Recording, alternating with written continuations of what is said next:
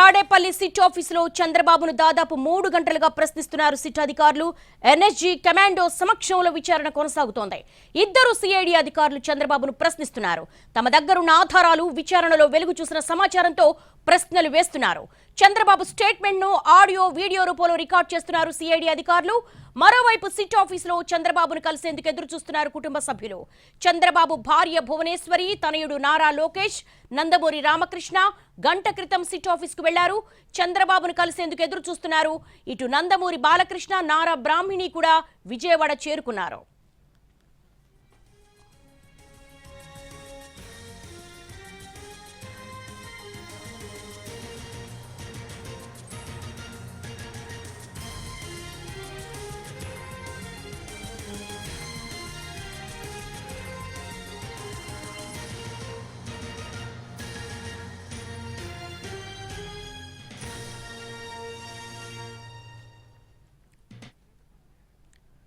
Tadepalli SIT ఆఫీసులో చంద్రబాబును దాదాపు 3.5 గంటలుగా ప్రశ్నిస్తున్నారు సిట్ అధికారులు. ఎన్ఎస్జీ కమాండో సమక్షంలో విచారణ కొనసాగుతోంది. టీమ్ ఆఫ్ ఇన్వెస్టిగేషన్ ఆఫీసర్స్ ఇద్దరు ఇన్వెస్టిగేట్ చేస్తున్నారు, ప్రశ్నలు సంధిస్తున్నారు.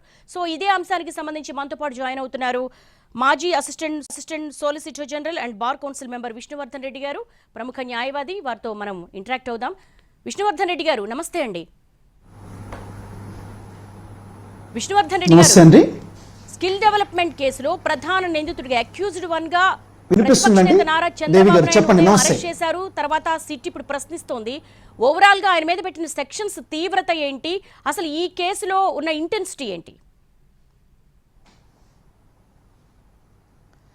దేవి గారు, ఒకటండి, ఒక క్రిమినల్ కేసు జనరల్గా ఏంటంటే మనకు ఒక క్రిమినల్ సిస్టమ్ అనేటువంటిది ఒక వ్యక్తిని అరెస్ట్ చేయాలన్నా, ఒక వ్యక్తి మీద ఎఫ్ఐఆర్ చేయాలన్నా, ఒక వ్యక్తిని అరెస్ట్ చేసి రిమాండ్కు పంపించాలన్నా మనకి code of criminal procedure code అనేటువంటిది ఒకటి మనకి చట్టం అనేటువంటిది ఉంది 1973. అది ఇర్రెస్పెక్టివ్ ఆఫ్ ఇండివిజువల్ ఎవరైనా సరే, అది ఎందుకంటే లా ముందు చట్టం ముందు అందరూ కూడా సమానమే. ముఖ్యంగా ఏంటంటే ఇవాళ ఏదైతే ఉందో జనరల్గా ఇండివిజువల్గా కాకపోయినా, అంటే ఒక అడ్వకేట్గా జనరల్గా ఏంటంటే అది చంద్రబాబు నాయుడు గారా, తర్వాత ఇంకొకరా కాదు, ఒక వ్యక్తి మీద కేసు రిజిస్టర్ అయినప్పుడు జనరల్గా ఒక ప్రొసీజర్ అనేటువంటిది లీగల్ ప్రొసీజర్ ఫాలో కావాల్సినటువంటి బాధ్యత పోలీస్ వాళ్ళకు ఉంటుంది. వీళ్ళ తర్వాత మళ్ళీ ఒక స్టేజెస్ అనేటువంటి ఉంటాయి. మొట్టమొదటి ఏంటంటే వాళ్ళు ఏదైతే మీరు అడుగుతున్నారో చంద్రబాబు నాయుడు గారి మీద ఏదైతే అంటే నేను మార్నింగ్ నుంచి చూస్తున్నటువంటి టీవీలో కానివ్వండి, మరి ఎన్టీవీ కానివ్వండి, తర్వాత సంబంధించినటువంటి వేరియస్ ఇన్పుట్స్లో అబ్జర్వ్ చేసినట్లయితే మొట్టమొదటిగా ఎఫ్ఐఆర్ చూసినట్లయితే సెక్షన్ 120B అనేటువంటిది ఒక క్రిమినల్ అఫెన్స్ ఇండియన్ పీనల్ కోడ్లో. 120B అంటే అనేటువంటిది క్రిమినల్ కాన్స్పిరసీ, 420 అనేటువంటిది చీటింగు, 465 అనేటువంటిది ఫోర్జరీ, 409 అనేటువంటిది 409 సెక్షన్ ఐపీసీ, ముఖ్యంగా మిస్అప్రాపరేషన్ ఆఫ్ ఫండ్స్ అనేటువంటిది బై ది పబ్లిక్ సర్వెంట్ అనేటువంటిది. తర్వాత దీనితో పాటుగా ప్రివెన్షన్ ఆఫ్ కరప్షన్ యాక్ట్, ఎందుకంటే ప్రభుత్వంలో పనిచేశారు కాబట్టి సో దానికి సంబంధించి కూడా ఒక ప్రభుత్వ పొజిషన్లో ఉన్నారని చెప్పేసి వీటి మీద ఇనిషియల్గా రిజిస్టర్ అయినటువంటి పరిస్థితి మనకు తెలుస్తుంది, ఏదో 2 years క్రితం జరిగినటువంటిది. ముఖ్యంగా ఏంటంటే ఈ అఫెన్సెస్లో ఒక వ్యక్తి మీద ఇన్వెస్టిగేషన్ చేయాలన్నా, ఒక వ్యక్తిని ప్రాసిక్యూట్ చేయాలన్నా, అరెస్ట్ చేయాలన్నా మొట్టమొదటిగా ఎఫ్ఐఆర్ అయినటువంటి 2 సంవత్సరాల క్రితం జరిగినటువంటి ఫస్ట్ ఇన్ఫర్మేషన్ రిపోర్ట్లో మొట్టమొదటిగా ప్రాథమిక సమాచారం ఖచ్చితంగా ఉండాలి. ఉంటేనే పర్టికులర్ సెక్షన్స్ అనేటువంటి దాని కింద ఎఫ్ఐఆర్ చేసేటువంటి అధికారం ఇన్వెస్టిగేషన్ ఆఫీసర్కి సెక్షన్ 154 సిఆర్పిసి కింద ఉంటుంది. ఎఫ్ఐఆర్ చేసిన తర్వాత ఈ యొక్క అఫెన్సెస్కి సంబంధించి ఏ వ్యక్తుల మీద చేశారు, ఆ వ్యక్తుల యొక్క రోల్ ఏంటి, తర్వాత కలెక్షన్ ఆఫ్ ఎవిడెన్స్ అనేటువంటిది సెక్షన్ 157 కింద, తర్వాత 161 కింద, సెక్షన్ 173, ఇవన్నీ కూడా సిఆర్పిసి ఏంటంటే ఒక ఇన్వెస్టిగేషన్ అధికారికి ముఖ్య పవర్స్ ఇవ్వడం జరుగుతుంది. ముఖ్యంగా ఈ కేసులో అంటే మనం అబ్జర్వ్ చేసినట్లయితే ఇందులో గత 2 సంవత్సరాల నుంచి ఏదో ఇన్వెస్టిగేషన్ జరుగుతుందనేటువంటిది సిఐడి వాళ్ళు చెప్తున్నటువంటి పరిస్థితి మీడియాలో కూడా చూస్తున్నాము. అయితే ఇక్కడ ఇవాళ ఏదైతుందో మొట్టమొదటిగా చంద్రబాబు నాయుడు గారిని పొద్దున ఏదైతే నంద్యాలలో ముందు అతని కస్టడీలోకి తీసుకున్నారో, అంటే ఏంటంటే ముఖ్యంగా ఇన్వెస్టిగేషన్ ఆఫీసర్ యొక్క ఇంటెన్షన్ ఏంటంటే అందుట్లో ప్రైమా ఫేసి ఈ యొక్క సెక్షన్స్లో ఆ యొక్క చంద్రబాబు నాయుడు గారు ఇన్వాల్వ్ అయ్యారనేటువంటిది ఆయన ఒక కంక్లూజన్ అయి ఉండాలి. ఆ తర్వాత ఆయన తీసుకొచ్చి తర్వాత ఇంకేంటంటే వారి నుంచి ఇంకా సమాచారం రాబట్టొచ్చు. ఎందుకంటే గత 3 అవర్స్ నుంచి కూడా ఏదైతే సిఐడి ఆఫీసులో ఇన్వెస్టిగేషన్ జరుగుతుందో ఖచ్చితంగా కూడా ఇన్వెస్టిగేషన్ ఆఫీసర్, ఎందుకంటే ఒక హై ప్రొఫైల్ కేసు చేసేటప్పుడు, ఎందుకంటే ఇవన్నీ కూడా రేపు ఏదైతే ఈ యొక్క ఇన్వెస్టిగేషన్ సంబంధించినటువంటి ఎఫ్ఐఆర్ కానివ్వండి, collection of evidence, documentary evidence కానివ్వండి, ఎందుకంటే దీంట్లో మొట్టమొదటికి ఏంటంటే 4 రకాలైనటువంటి ఆరోపణలు చేస్తున్నారు సిఐడి.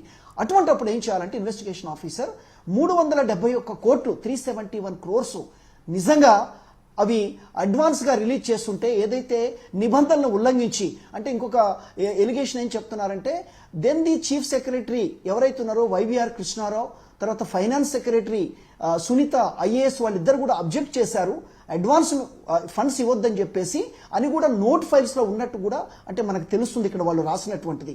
ఇవన్నీ చూసి అల్టిమేట్ గా ఎవరంటే ఈ 371 క్రోర్స్ నిజంగా రిలీజ్ అయి ఉంటే సీమెన్స్ కంపెనీ ఇన్వెస్ట్మెంట్ టెక్కి వెళ్ళిపోయిందా, లేకపోతే ఇంకెవరైనా బెనిఫిషియరీస్ ఉన్నారా, ఆ బెనిఫిషియరీస్ కూడా సాక్ష్యాధారాలతో కలెక్ట్ చేసుకొని ముఖ్యంగా రిమాండ్ ఇప్పుడు ఏదైతుందో చంద్రబాబు నాయుడు గారిని 3 గంటల నుంచి ఉన్నారు అంటే జనరల్గా ఏంటంటే మనకి ఖచ్చితంగా మనం ప్రెజ్యూమ్ చేయాల్సింది ఏంటంటే ఖచ్చితంగా ఇప్పుడు మెడికల్ కూడా తర్వాత ఏదో 3 గంటల నుంచి అంటున్నారంటే ఖచ్చితంగా తర్వాత మెడికల్ ఎగ్జామినేషన్ ముందు ఏంటంటే హౌస్ ఫ్యామిలీ మెంబర్స్ను కూడా ఇన్ఫార్మ్ చేస్తారు.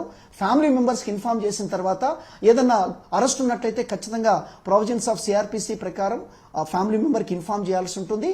తర్వాత ఇంకోటి ఏంటంటే medical examination by the medical ప్రాక్టీషనర్తో కూడా చేయించాల్సిన బాధ్యత. These are the mandatory provisions.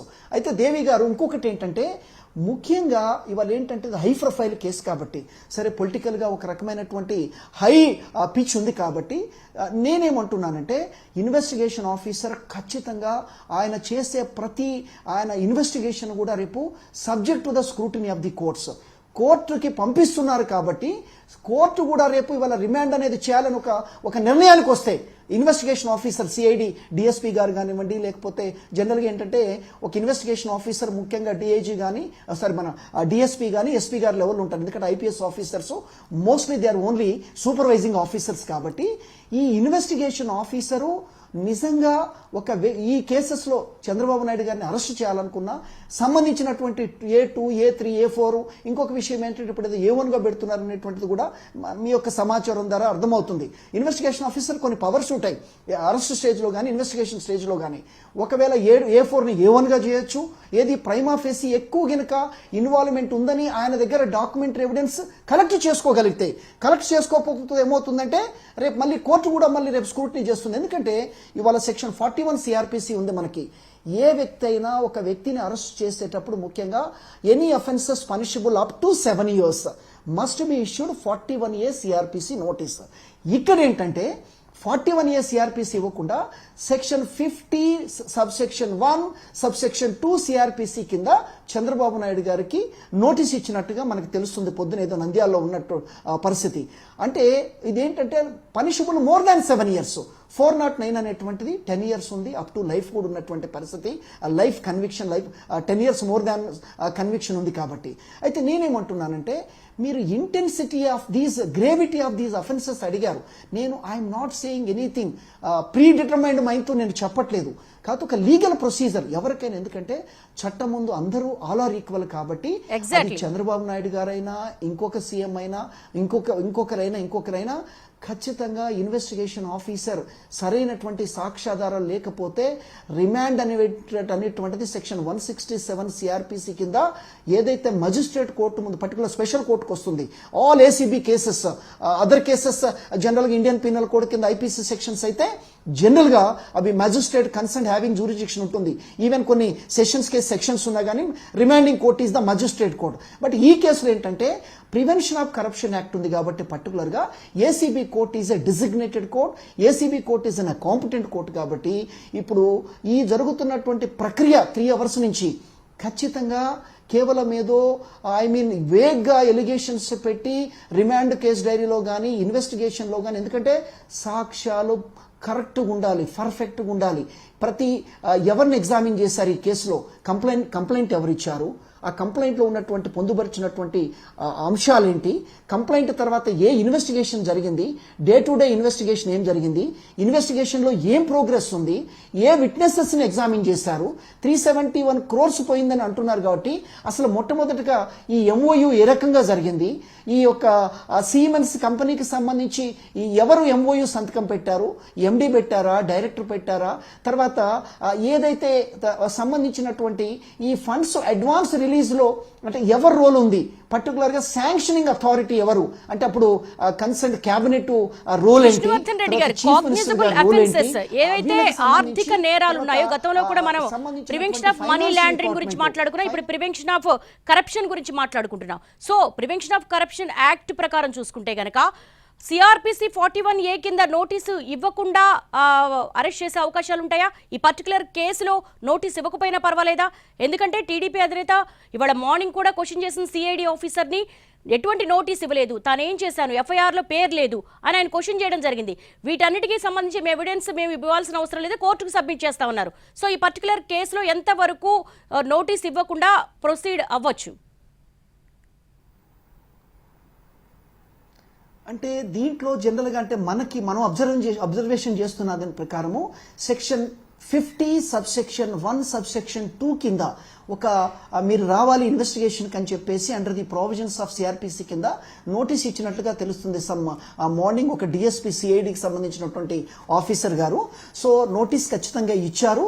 తర్వాత ఇంకొకటి ఏంటంటే నాన్ బెయిలబుల్ అఫెన్సెస్లో పర్టికులర్గా offences attracting more than 7 years, అది చంద్రబాబు నాయుడు గారా లేకపోతే జగన్మోహన్ రెడ్డి గారా లేకపోతే ఇంకొకరు అనేది కాదు, ఒక అఫెన్సెస్ సీరియస్నెస్ ఉన్నప్పుడు నోటీస్ అనేటువంటిది 10 years దాటినటువంటి కేసులో ఇవ్వాల్సినటువంటి అవసరం లేదు. ఎందుకంటే ఇది నాన్ కాగ్నిజబుల్ అఫెన్సు, నాన్ బెయిలబుల్ అఫెన్సు, తర్వాత offences involving the punishment more than 10 years కాబట్టి సో అది పెద్ద వాళ్ళ వాదన బలమైనటువంటి వాదన కాదు. కానీ ఇంకొకటి ఏంటంటే ఆయన యొక్క వాళ్ళు ఏదైతే చెప్తున్నారో పర్టికులర్గా దీనికి సంబంధించి ఈ సెక్షన్స్లో ఉన్నప్పుడు నోటీస్ ఇవ్వాల్సినటువంటి అవసరం కూడా ఆఫీసర్కి లేదు, ఎందుకంటే 10 years ఉంది. అదే లెస్ దాన్ 7 years ఉంటే ఖచ్చితంగా Arnesh Kumar versus state of Bihar అనేటువంటి దాంట్లో సుప్రీంకోర్టు స్పష్టంగా చెప్పారు, ఏ వ్యక్తికైనా ఒక క్రిమినల్ కేసులో మీరు విచారించాలనుకున్నట్లయితే ఖచ్చితంగా నోటీస్ ఇవ్వండి, అరెస్ట్ కూడా వద్దని చెప్పారు. ఏది లెస్ దాన్ 7 years అఫెన్సెస్. ఇక్కడ 409 ఉంది. ఇంకొకటి ఏసీబీ కేసెస్ కానీ సిబిఐ కేసెస్ కానీ ఇంకా సంబంధించినటువంటి ఈడీ కేసెస్, ఎన్ఫోర్స్మెంట్ డైరెక్టరేట్ కానివ్వండి, మనీ లాండరింగ్ కేసెస్ కానివ్వండి, వీటిలో ఏంటంటే ముఖ్యంగా ఈ నోటీస్ అనేటువంటిది ఇవ్వాల్సినటువంటి అవసరం కూడా పర్టికులర్గా లేదు. ఎందుకంటే బెయిల్ అనేటువంటిది కూడా ఇక్కడ మ్యాండేటరీ కాదు, నోటీస్ అనేది కూడా మ్యాండేటరీ కాదు. హైకోర్టు, సుప్రీంకోర్టు అనేక కేసెస్లో చెప్పింది. అయితే ఒకటి మాత్రం ఇన్వెస్టిగేషన్ ఆఫీసర్కి ఉన్నటువంటి బాధ్యత ఏంటంటే పేరు లేదు కాబట్టి, అంటే ముఖ్యంగా పేరు లేనంత మాత్రాన, అంటే నేను I'm not talking anything against Chandrababu Naidu గారు, జనరల్గా లీగల్ ప్రొసీజర్ ఏముందంటే ఒక వ్యక్తి ఎఫ్ఐఆర్లో పేరు, ఎఫ్ఐఆర్ అనేటువంటిది is only A document which is set the criminal law into motion, అంతేగాని ఎఫ్ఐఆర్ ఇస్ నాట్ ఎన్సైక్లోపీడియా. అయితే ఎఫ్ఐఆర్లో ఏంటంటే ముఖ్యంగా ఎఫ్ఐఆర్లో ఉన్నప్పుడు జనరల్గా పేరు లేదు కాబట్టి ఇన్వెస్టిగేషన్ ఆఫీసర్ చాలా బాధ్యతాయుతంగా ఎఫ్ఐఆర్లో పెట్టినప్పుడు ఎవరు కంప్లైంట్ ఇచ్చారు, ఎవరెవరి పేర్లు ఉన్నాయి, తర్వాత ఏ రకంగా చంద్రబాబు నాయుడు గారి పేరు ఇంక్లూడ్ అయిందనేటువంటి దాని మీద ఖచ్చితంగా ఇన్వెస్టిగేషన్ ఆ యాంగిల్లో జరిపి ఖచ్చితంగా ఉండాలి. ఆ యొక్క రోల్ అనేటువంటిది ఎస్టాబ్లిష్ చేసేటువంటి పరిస్థితి ఆయన కల్పించాలి. అంతేగాని ఎఫ్ఐఆర్ లేదు తర్వాత ఎవరో కన్ఫెస్ చేశారని కాదు. మీరు కన్ఫెషన్ చేసి లేకపోతే స్టేట్మెంట్ ఇచ్చినంత మాత్రాన కూడా ప్రాసిక్యూట్ చేస్తే కేసు నిలబడదు. కేసు నిలబడాలంటే ముఖ్యంగా చంద్రబాబు నాయుడు గారిని ఎఫ్ఐఆర్లో లేరు, తర్వాత ఏ బేసిస్ మీద ఆయన్ని ఈ పరిస్థితులు వాళ్ళు అరెస్ట్ చేయాల్సినటువంటి పరిస్థితి వచ్చింది, ఏ డాక్యుమెంటరీ ఎవిడెన్స్ అనేటువంటిది ఉంది, సంబంధించినటువంటి ఏ ఎవిడెన్స్ కలెక్ట్ చేశారు, ఖచ్చితంగా అవన్నీ చూసుకుంటేనే రేపు ఏంటంటే కేసు కూడా స్ట్రాంగ్ ఉంటుంది ఖచ్చితంగా రేపు. ఎందుకంటే ఇప్పుడు నెక్స్ట్ స్టేజ్ అగైన్ ఇప్పుడు రిమాండ్కి, ఇప్పుడు ఆల్రెడీ ఎఫ్ఐఆర్ రిజిస్ట్రేషన్ అయిపోయింది, ఒక స్టేజు కలెక్షన్ ఆఫ్ ఎవిడెన్స్ అయిపోయింది, తర్వాత చంద్రబాబు నాయుడు గారిని మిమ్మల్ని అరెస్ట్ చేస్తామని చెప్పినట్లుంది, ఆయన ఆల్రెడీ తీసుకొచ్చారు. కాబట్టి నెక్స్ట్ స్టెప్ ఏంటంటే the ball goes in to the criminal court, ACB court. Remand అనేటువంటిది ఎఫ్ఐఆర్ స్టేజ్ అయిపోయింది, నెక్స్ట్ రిమాండింగ్ ద అక్యూజ్డ్ అనేటువంటిది చాలా ఇంపార్టెంట్ స్టేజ్. ఎందుకంటున్నానంటే అది సిఐడి వాళ్ళైనా పోలీస్ వారైనా any department investigating the cases are duty bound ఈ రిమాండ్ చేస్తున్న వ్యక్తికి సంబంధించి రీజన్స్ రాసి సంబంధించినటువంటి కోర్టును సాటిస్ఫై చేయాల్సినటువంటి బాధ్యత కూడా ఉంది. ఎందుకంటే సంబంధించినటువంటి న్యాయమూర్తి ఏసీబీ కోర్టు న్యాయమూర్తి రేపు ఇవాళ ఇన్ కేస్ రేపు అరెస్ట్ చేస్తున్నామని ఇంతవరకు ఐ థింక్ వాళ్ళ ఫ్యామిలీ మెంబర్స్ని పిలిచినట్లు లేదు. ఒకవేళ పిలిచి చేస్తే సంబంధిత బంధువులకు సమాచారం ఇచ్చినప్పుడు అప్పుడు మనం కంక్లూజన్కి రావచ్చు చంద్రబాబు నాయుడు గారు అరెస్ట్ అవుతారని. ఒకవేళ అదే గనుక జరిగినట్లయితే next step remanding the accused to the judicial custody. అంటే ఆల్రెడీ కుటుంబ సభ్యులు వచ్చారు, ఆయన్ని చూడడానికి అనుమతించారా లేకపోతే వాళ్ళని సిఐడినే పిలిపించిందా, వీళ్ళు అప్పీల్ చేశారన్నది తెలియాల్సి ఉంది. ఆల్రెడీ అక్కడ వెయిటింగ్ రూమ్ లో కూడా ఉన్నారు నారా లోకేష్ అండ్ భువనేశ్వరి కూడా.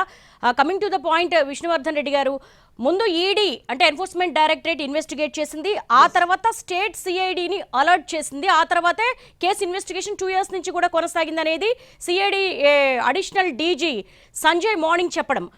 దీన్ని బేస్ చేసుకుంటే, ఇందులో ఉన్న సీరియస్నెస్ని బేస్ చేసుకుంటే కస్టోడియల్ ఇంట్రాగేషన్కి ఇచ్చే అవకాశాలు ఉంటాయా లేకపోతే బెయిల్ మూవ్ చేయొచ్చా? అంటే ఒకటి దేవి గారు, ఇక్కడ ఏంటంటే ఎన్ఫోర్స్మెంట్ డైరెక్టరేట్ కూడా నిజంగా ఇది 2 సంవత్సరాల నుంచి కూడా ఇన్వెస్టిగేషన్ చేసింది అనేది చెప్తున్నారు. కాబట్టి ఎన్ఫోర్స్మెంట్ డైరెక్టరేట్ కూడా one of the important investigation agency at the national level. So ED గినక ఇప్పటి వరకు వాళ్ళు కూడా ఎలర్ట్ చేశారంటే, ఎలర్ట్ అనేది ఓవరాల్గా ఎలర్ట్ చేయటం కాదు, ఖచ్చితంగా ఇన్వెస్టిగేషన్ జరుగున్నట్లయితే అది కూడా రేపు ఏసీబీ ఇప్పుడు ఏదైతే మన CID concern department investigation officer ఖచ్చితంగా రిమాండ్ కేసు డైరీలో రాస్తారు. దీనికి సంబంధించి కూడా ప్రైమరీ ఇన్వెస్టిగేషన్ జరిగింది ఎన్ఫోర్స్మెంట్ డైరెక్టరేట్ సంబంధించి, వాళ్ళు కూడా చేశారు. వాళ్ళు కూడా ఒక ప్రైమాఫేసీ కంక్లూజన్కి వచ్చారు. మాకు కూడా ఇంటిమేట్ చేయడం జరిగిందని కనుక ఒకవేళ ఇన్ఫర్మేషన్ కనుక రైటింగ్లో ఉన్నట్లయితే డెఫినెట్లీ అదేమవుతుందంటే కేసు కొంత స్ట్రెంత్ అనేటువంటి పరిస్థితి కనిపిస్తుంది. So enforcement directorate and CID is a different police organization. అవేంటంటే ఎన్ఫోర్స్మెంట్ డైరెక్ట్ ఈవెన్ ఒకవేళ క్లీన్ చిట్ ఇచ్చిన ఫర్ ఎ మినిట్ అంత మాత్రాన అది రేపు డిఫెన్స్ గా రేపు ఒక గ్రౌండ్ తీసుకునేటువంటి పరిస్థితి రేపు చంద్రబాబు నాయుడు గారి తరపున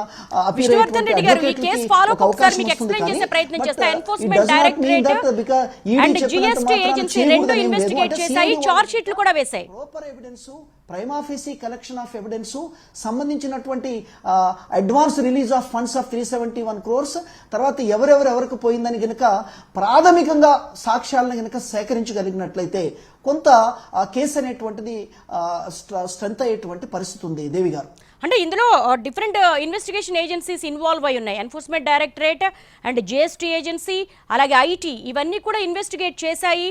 ఎన్ఫోర్స్మెంట్ డైరెక్టరేట్ 2 ఛార్జ్ షీట్లు కూడా వేసింది, ఆ తర్వాతే స్టేట్ సిఐడిని అలర్ట్ చేసింది. ఫర్దర్గా మేము మూవ్ అయ్యాము, దానికి సంబంధించినటువంటి కాంక్రీట్ ఎవిడెన్సెస్ అన్ని కూడా సేకరించాం కాబట్టి ఇప్పుడు అరెస్ట్ చేస్తున్నామనేది CID additional DG Sanjay morning ప్రెస్ను అడ్రస్ చేస్తూ చెప్పిన విషయాలు ఇవి మీకు కొంచెం ఫాలోఅప్గా చెప్తున్నాను నేను. సో ఒక ఇన్వెస్టిగేషన్ ఏజెన్సీ ఆల్రెడీ 2 ఛార్జ్ షీట్లు వేశాక స్టేట్ సిఐడిని అలర్ట్ చేసిన తర్వాత ఈ కేసులో ఫర్దర్ స్టెప్స్ ఏ విధంగా ఉండే అవకాశాలు ఉంటాయి? ఇప్పుడు దేవి గారు, ఎన్ఫోర్స్మెంట్ డైరెక్టరేట్ కనుక నిజంగా ఛార్జ్ షీట్ వేస్తున్నట్లయితే ఆ ఛార్జ్ షీట్లో ఇన్వెస్టిగేషన్ యాంగిల్ ఏ రకంగా జరిగింది, మరి ఎవరెవరి రోల్ ఉందనేటువంటిది కూడా ఖచ్చితంగా వాళ్ళు ఆ యాంగిల్ ఆ కోణంలో చేసి ఉండాలి. ఒకవేళ 2 ఛార్జ్ షీట్లు వేస్తుంటే మరి చంద్రబాబు నాయుడు గారిని స్పెసిఫిక్గా అందుట్లో ఆయన యొక్క రోల్ ఏమన్నా పాయింట్అవుట్ చేశారా, చేసుంటే ఏ లెవెల్లో ఉంది, తర్వాత ఏ ఎవిడెన్స్ ఉందనేటువంటిది కూడా ఉన్నట్టయితే కొంత సిఐడి వాళ్ళకి కొంత హెల్ప్ఫుల్ అవుతుంది. తర్వాత మీరు ఐటీ డిపార్ట్మెంట్ కూడా చేసిందన్నారు. ఐటీ డిపార్ట్మెంట్ చేస్తున్నట్లయితే ఈ 371 crores ఏదైతే 10% ఆఫ్ అడ్వాన్స్ ఫండ్స్ రిలీజ్ అని ఏదైతే స్టేట్ గవర్నమెంట్ చెప్తుందో ఆంధ్ర గవర్నమెంట్, దానికి సంబంధించి అమౌంట్స్ ఎక్కడెక్కడ పోయింది, ఎవరికి పోయింది, అల్టిమేట్ గా బెనిఫిషియరీ ఎవరనేటువంటిది చాలా ఇంపార్టెంట్.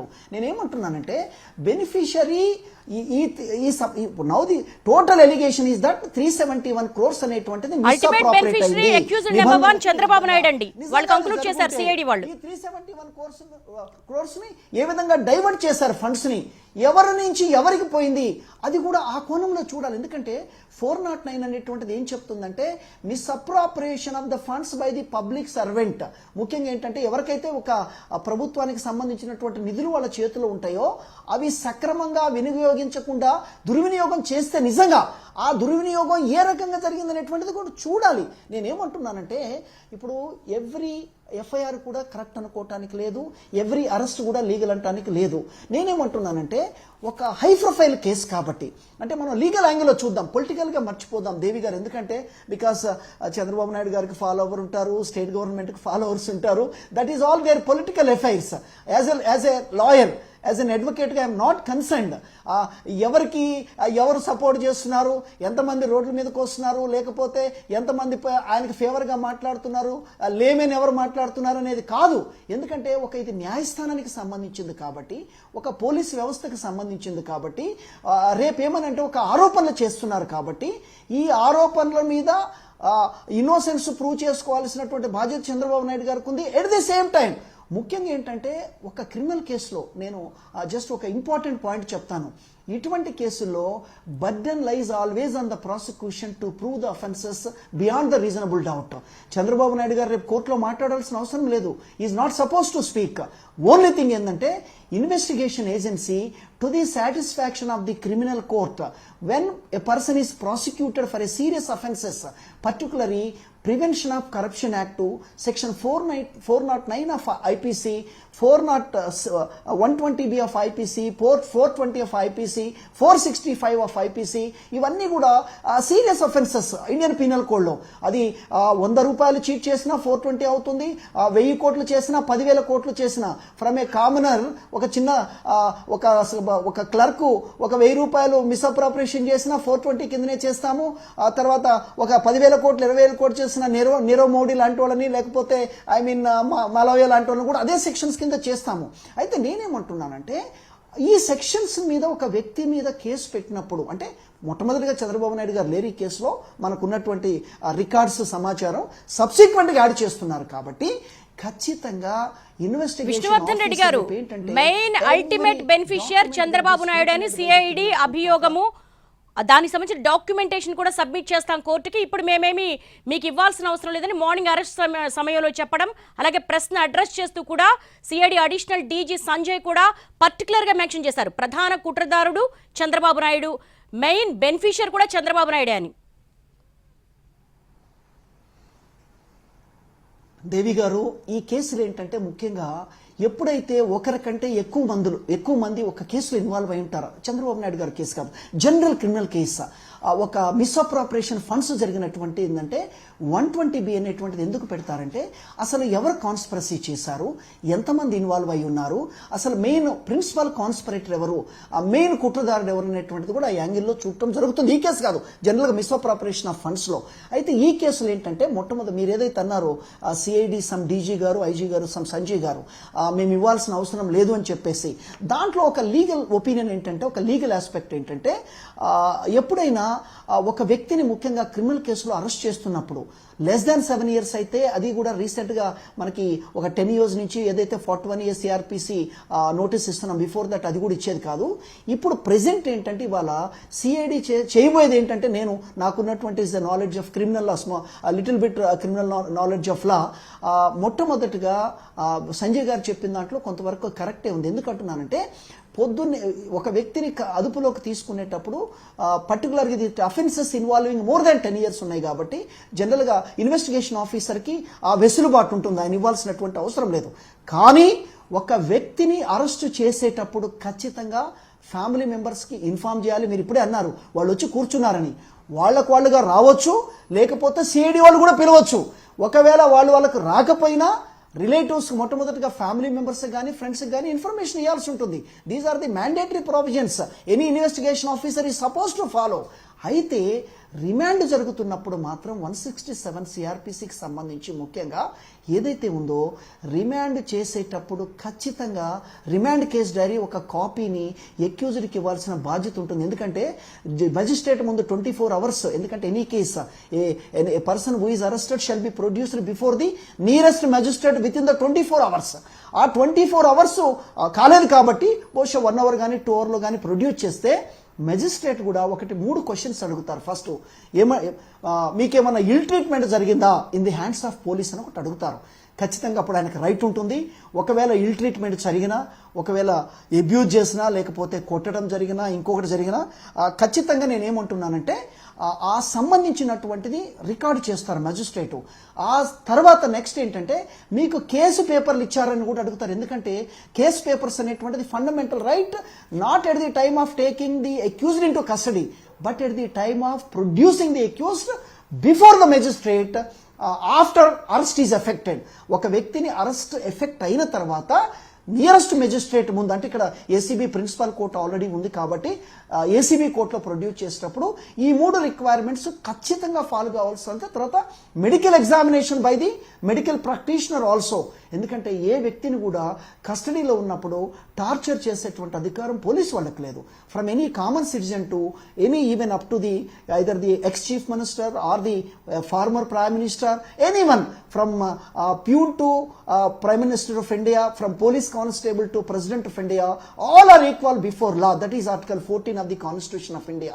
సో ఈ 3 విష్ణువర్ధన్ రెడ్డి గారు ఉదయం అరెస్టు సమయంలో చంద్రబాబు నాయుడు లీగల్ టీము సిఐడిని క్వశ్చన్ చేసింది. ప్రాథమిక సాక్ష్యాధారాలు ఉన్నాయా, అవి చూపించండి, ఏ బేసిస్ మీద అరెస్ట్ చేస్తున్నారని. కానీ అలా చట్టంలో ఏమీ లేదు, సాక్ష్యాలు చూపించాల్సిన అవసరం లేదు, ఎలాంటి డాక్యుమెంట్స్ ఇవ్వాల్సిన అవసరం లేదు, మేము కోర్టుకు ప్రొడ్యూస్ చేస్తామని సిఐడి చెప్పింది.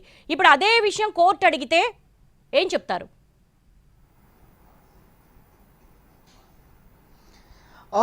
కోర్టు ఖచ్చితంగా, నేను ఇప్పుడు మీకు అదే చెప్తున్నాను దేవి గారు. నేను ఏమంటున్నానంటే కేసు పేపర్స్ అనేటువంటిది నాన్ బెయిలబుల్ అఫెన్సెస్లో జనరల్గా ఎవరికి ఇవ్వరు. అరెస్ట్ కస్టడీకి తీసుకునేటప్పుడు అతన్ని గనక అరెస్ట్ చేయాలని ఒక నిర్ణయానికి వచ్చి ఇన్వెస్టిగేషన్ ఆఫీసర్ ఒక కంక్లూజన్స్కి వచ్చి రీజన్స్ కూడా రిమాండ్ కేసు డైరీలో రాయాల్సిన బాధ్యత ఇన్వెస్టిగేషన్ ఆఫీసర్కి ఉంటుంది.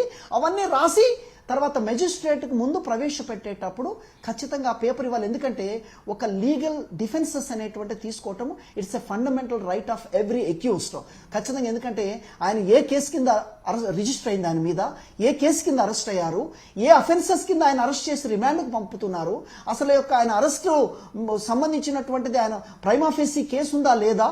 ఎందుకంటే right to defend before the court is a fundamental right, right to engage the lawyer is a fundamental right of an accused.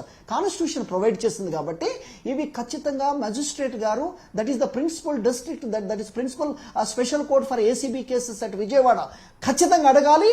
దానికి సంబంధించి ఆ నోటు కూడా రాయాల్సినటువంటి బాధ్యత ఉంటుంది at the time of producing. But morning నంద్యాలలో అయితే మాత్రం ఇవి నాన్ బెయిలబుల్ అఫెన్సెస్ కాబట్టి ఇవ్వాల్సినటువంటి పొద్దునే మా దగ్గర ఎవిడెన్స్ ఉంది మీరు చూడండి అని అనరు. వాళ్ళు కోర్టును కన్విన్స్ చేయాలి. బట్ రిమాండ్ కేసు డైరీ మాత్రం ఏ కేసెస్ ఉన్నాయి, ఏ డాక్యుమెంట్స్ ఖచ్చితంగా సర్వ్ చేయాలి. Copies must be serve to the accused at the time of the producing the accused before the